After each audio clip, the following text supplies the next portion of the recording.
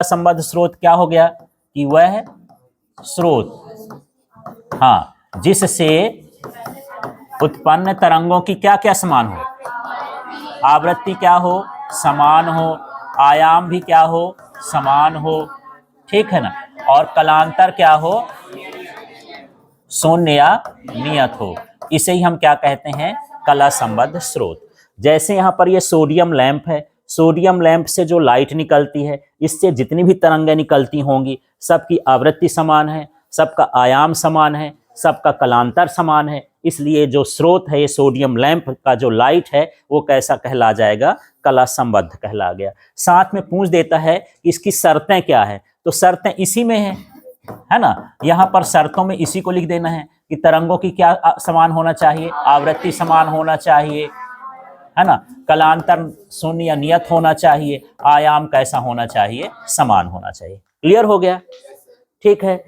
तो फिर से बात करते हैं कला संबद्ध स्रोत है क्या। तो क्या हो गया, वह स्रोत जिनसे उत्पन्न तरंगें, है ना, तरंगों का आवृत्ति समान हो, आयाम समान हो, कलांतर समान हो, ऐसे स्रोत को कला संबद्ध स्रोत कहते हैं इनका, ठीक है। और शर्तें क्या है, जो इसी में, तो आप शर्तें याद करके परिभाषा बना सकते हो या परिभाषा से क्या बना लो, शर्तें, दोनों तो एक ही जैसे हैं। यदि यहाँ शर्तें याद है, आपको परिभाषा याद नहीं है, तो ऐसी तरंगें जिनकी आवृत्ति समान हो, कलांतर नियत हो, आयाम समान हो, तो इसे हम कला संबद्ध तरंगें कहेंगे, और जहां से निकलती हैं उसको हम क्या बोलेंगे, कला संबद्ध स्रोत।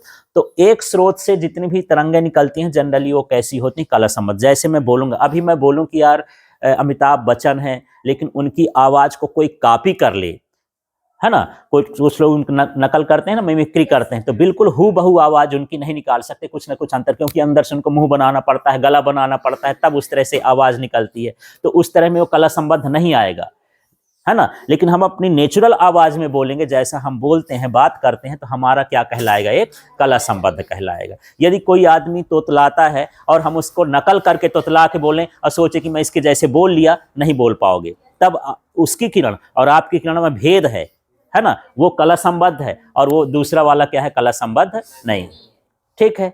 तो समझ में आ गया कला संबद्ध क्या क्या बराबर होगा, आयाम बराबर होगी, आवृत्ति बराबर होगी, कलांतर शून्य या नियत होगा। चित्र से आप समझ के देख सकते हो कि इसमें जो है ये ऊंचाई को हम क्या बोलते हैं, आयाम बोलते हैं, चक्रों की संख्या को हम क्या बोलते हैं, आवृत्ति बोलते हैं, और इनके जो कोण होंगे, जिस कोण से जा रहे हैं, सारे कोणों का जो अंतर है वो कैसा होगा, कलांतर हो गया। तीनों